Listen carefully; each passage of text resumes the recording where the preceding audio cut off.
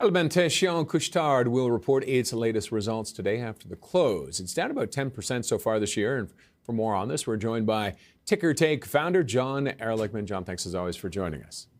Good to see you, Roger. Yeah, this is a company that arguably could be described as one of the most successful Canadian businesses and one of the strongest performing stocks in Canada over the last 2 decades. I mean, in that period, it is easily a top 15 performer on the TSX. But as you mentioned, it's down this year, and it's down this year for a couple of reasons, Roger. One is that generally speaking, stocks in this category, maybe call it consumer staples or consumer discretionary, because obviously they're convenience stores, fuel up stations, etc.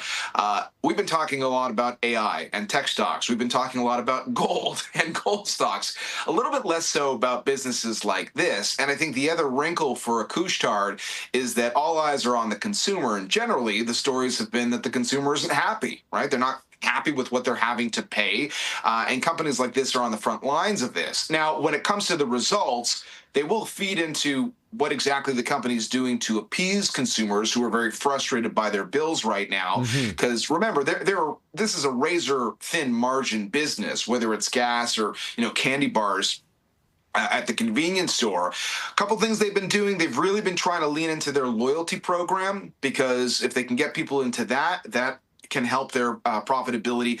And another thing they've generally been doing is trying to take over what maybe what the lunchtime crowd used to go to, other stores, having more ready-made food and things like that, because there's higher profit margins there. But it is a razor-thin margin business, so we'll see what they're saying about the health of the consumer right now. And of course, everybody talking about as well, acquisitions, anything new on that?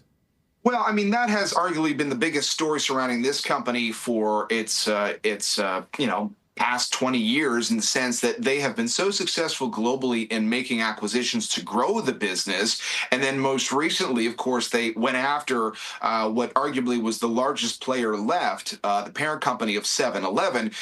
We covered extensively how that just did not work out. And eventually they threw in the towel, couldn't get to the finish line, couldn't get the team there on board with their vision. But yes, I would be listening in to what the company says about M&A, Roger, because Wall Street and Bay Street are anticipating Couche-Tard's going to go right back into the M&A story at some point soon.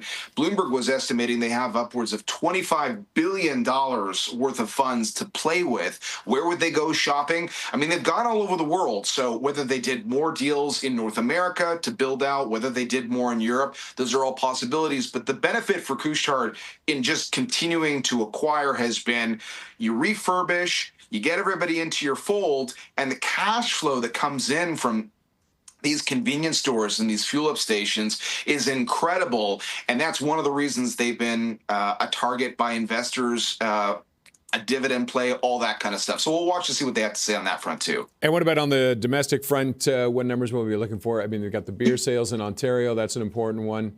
What else are they looking for domestically? Exactly. Yeah.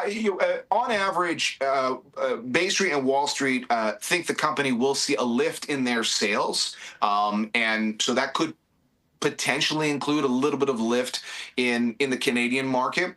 But I do think this story of the consumer uncertainty likely will still be hanging in there, if you will. Yep. So it's something to watch as well.